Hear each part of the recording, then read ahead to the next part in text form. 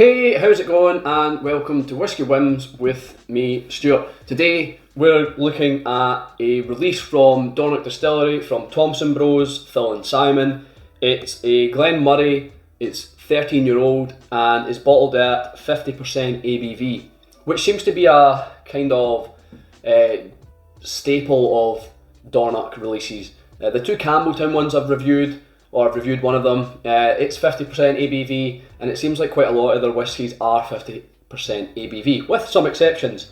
So this is 13-year-old, non-chill filtered, no added colouring, and the label has a cat sitting down to a tempura prawn with some spring onions, noodles, and maybe some sweet chilli sauce. It looks like some sort of soup, some sort of kind of, is it dim sum or something like that? Some sort of Thai or Oriental kind of Asian meal. Anyway, maybe even Japanese. Could be Japanese. We'll get down to the whiskey. It's enough about the bottle and the label. This cost me £65. I don't think I had to enter a ballot to buy it. A lot of the releases, unfortunately, you have to enter ballots because they're quite sought after. They don't seem to do amazingly at secondary market, so I think it's a lot to do with it is the quality of the whiskey and the labels. The labels are very attractive and very eye-catching, and it is something that draws your eyes towards it because it's eye-catching. Anyway, we'll get down to this. Yeah, it's quite vanilla. I've got no notes, taken no notes. I've had this quite a few times, as you can see, halfway down the bottle. But I've not got any notes with me today. This is just going to be straight from the glass. There's a little kind of some sort of floral element. I want to say something like tulips, or yeah, we'll go with tulips. There's like a tulip smell. It's quite fresh, quite crisp. You could mistake it for being a little young, although it is 13, but you could mistake it for being younger. It's very spirit driven. It's not got a lot of the cask there. I believe it's only bourbon, but there is a kind of creamy element there. There is it reminds me of, and it is just a generic kind of vanilla smell, but it reminds me of what they're called now. It's the perfume sticks. What, incense? No, there's another word for them. My missus has loads around the house. I'm trying to think what the word is. The word's lost. It's kind of wooden sticks in a little jar, and it's got that perfume, that fragrance in it, and it makes the room smell better. It's a perfumey. It's almost incense, but there's another word for it. I can't remember what the word is for the life of me. But it smells like that, a kind of strong vanilla or something like clean cotton, like a linen smell.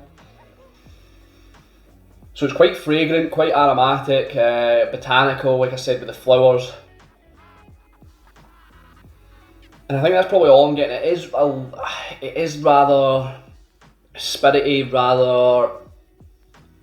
Yeah, it reminds me some kind of similar to in a sense, the Dalyun that I reviewed a couple of weeks back, the 15-year-old Dalyun from Cadenhead. It's not bold, cask orientated. It's very spirit driven, and for a novice or for someone who's not used to these types of whiskies, it might be off-putting. To me it's fine, but some people don't like this. Some people prefer a more kind of sherry dominated thing or something like that. This is just a little, yeah, it's spirit driven, and it takes some time to get used to, and takes some time to warm to. There's something like rose water or something, some sort of maybe not even rose water, just it smells like flowers, water that have had flowers in them for quite a while, like kind of watery, flowery. Yeah, just really fragrant. It's actually really nice. It's like perfumey, like I said, aromatic. We'll get into the palate. Yeah, we'll get into the palate.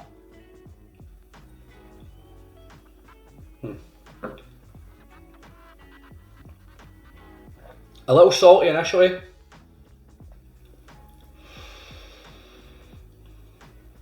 Yeah, a little salty, a little savoury. There's It's so salted porridge is what comes to mind, because it's quite creamy in the palate. It's not like a sweet dram, it's not like sweet porridge, it's salted porridge. It's traditionally made porridge with water, with the rolled oats and salt added. Quite a Scottish way of making it. But yeah, it's a Scottish porridge. It's salty. It's made with water. It's not necessarily creamy. It's creamy in texture, but it's not necessarily like milky or anything like that. It's just kind of watery, salty porridge. It's nice. Let's see what else we can get.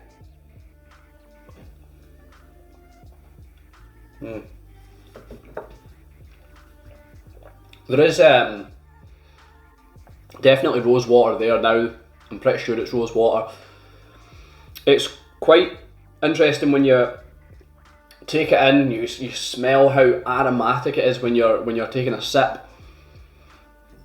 The nose is so much more prominent than the palate. The palate's nice. The palate's got things going on, but it's quite difficult to decipher these. It's quite difficult to explore it because it's quite subtle. It's not, like I say, it's not cask driven. It's spirit driven.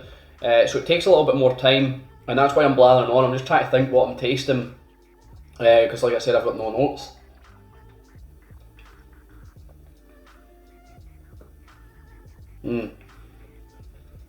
Something candied. There's like a maybe like a boiled candy, an old. Would it be rhubarb and custard? It's not really the rhubarb side of it, but it's more the custard side of it, like a hard boiled custard candy. Yeah, the rose petals made way. The aromatic element, the bitter salt of the porridge has made way for a nice kind of sweet boiled candy, boiled confectionery, old classic kind of sweets. There's a little bit of, I want to say a little bit of a kind of crustacean element, but I'm not sure what that would be. It's not peated, it's not overly maritime feel, it's not really that coastal in a way, but there is a little crustacean element, but maybe a less offensive crustacean, not necessarily something like a mussel, not like that, not something so sea salty or so fishy, but a less fishy crustacean. And there is a prawn in the front, and I think prawns aren't as fishy, but I'm not sure the prawn's got anything to do with what this tastes like. And it's not a prawn that I'm getting. I'm not getting a prawn flavour, but I'm just getting some sort of crustacean that isn't as fishy as other crustaceans. So make of that what you will. I'm not sure what it is.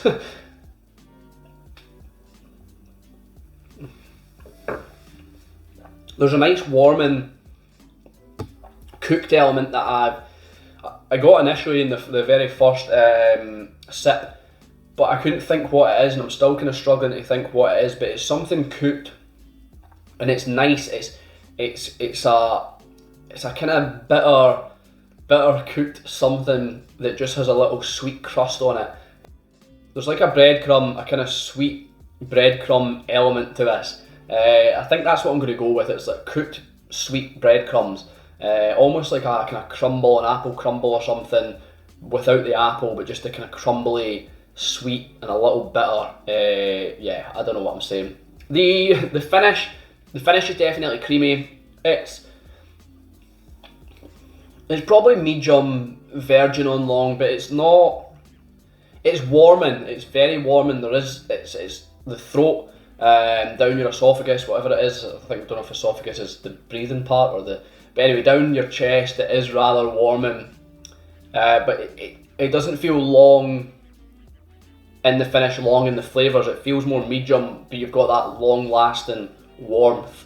So the finish, yeah, creamy for sure. There's definitely a nice buttery creaming to this, a buttery. I'm going to stick with the crumble. There's a buttery crumble. It must be like a kind of like a custard. Yeah, that's how I'm going to describe this. It's a custard. It's an apple crumble. Negate the apple. Get rid of the apple. But you've got the crumble topping. It's sweet. It's buttery, and you've put custard over it, made it nice and creamy. So that's what I'm going to say. I've got a custard, creamy, buttery crumble. Is there anything else on the finish?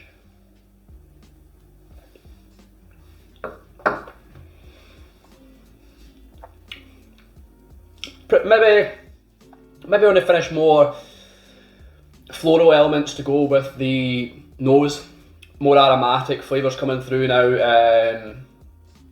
kind of marzipan, Parma Violet type flavours. Yeah, we'll stick with Parma Violet. There's definitely a kind of violet, floral, perfumey finish to this whiskey.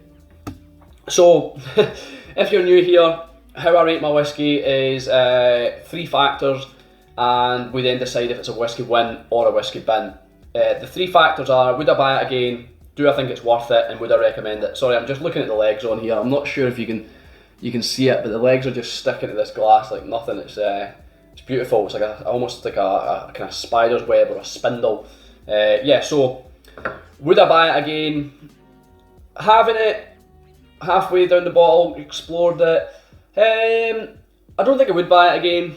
It's nice enough. It's a nice whiskey, but it's quite. Yeah, it's hard to get a lot of flavours from it. It's not. It's one that takes your time. You have to take your time with it. It's not the boldest of flavours. It's not one that you can just always have, if that makes sense. It's one that you kind of have to sit down with, and it challenges a little, and it is a challenging whiskey. So it's more thought-provoking. It'd be good in a blind experiment type thing, but it's not really an average whiskey, if that makes sense. So I don't think I would buy it again. I think there's others to explore. Do I think it's worth it? It's £65. I do think it's worth it. I'm getting a 50% ABV whiskey. I'm getting non-chill filtered, no added colouring. We've got enough information on there really. It doesn't say anything about the casks, but I think you can get that on the websites and stuff. But there's enough information there. Well presented, the label's cool, no need for a box, anything like that. And it does taste, although I was saying earlier about not buying it again, about being a bit difficult, it does taste nice, and it is a bit of an experience from the palate to the nose to the finish. There's a lot going on, and you're getting a lot of whiskey for your buck, if that makes sense, because you are taking time to explore it, and you can strip it back with water. It does reveal more. There's different elements. It brings other elements out. I probably should have put water in it. I'm terrible for this. I don't know why I don't do it during reviews, but I just feel like it takes too long, even though I'm blabbering on. So yeah, I do think it's worth it, and I would recommend it. I'd recommend it if you're looking for something a little challenging, looking at something kind of out with the norm. I don't think it's necessarily a normal whiskey, although it's bourbon, Glen Moray. It's quite different, quite intriguing, unorthodox in my mind. It's not overly sherried. It's a Glen Moray. We don't really see a lot of independently bottled Glen Morays, so yeah, I think you should try it if you can. So I think that's a Whisky Win. Like I said, if you're new here, if it's only 1 out of 3, then it's usually a Whisky Bin. If it's 2 out of 3, it's a Whisky Win. So this has got 2 out of 3. I would recommend it, and I think it's worth it. So yeah, it's a Whisky Win. Thanks for watching. I've been Stuart. This has been Whisky Wins. I'll see you later.